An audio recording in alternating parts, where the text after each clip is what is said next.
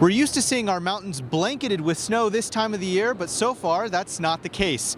The lack of moisture is evident when you look at Utah's snowpack. Statewide, we're at about 55% of normal for our snowpack right now, which is obviously well below what we want to see. Jordan says there are typically a few areas with below average snowpack, but that's not the case this year. Right now, unfortunately, there are multiple regions of the state that are really in bad shape. Particularly southern Utah, where some areas only have 40% of their average snowpack. What we need to do for Utah right now is get about 12 or so more inches of water in our snowpack. 12 inches may not sound like much, but Jordan says that would take upwards of 100 inches of snowfall in the next few months to get back to normal. We're going to need one storm after another to continue right through the month of February and perhaps March to even get close. The National Weather Service says the dry conditions are caused by a weak La Nina pattern. Each day that we go through this month with no precipitation, we're just hammering at lowering that amount of water in the snow and amount of water that we have available. The low snowpack creates big problems for the state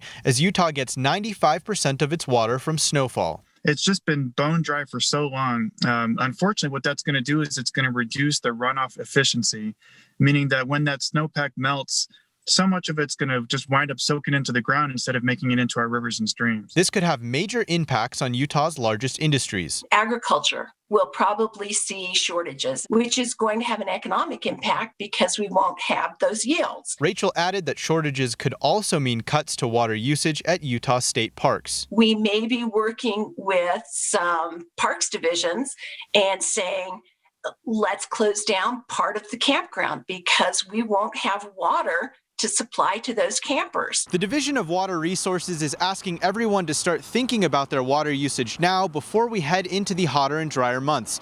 They suggest delaying any landscaping projects and upgrading appliances with water-wise standards. In Salt Lake City, Diego Romo, Fox 13 News, Utah.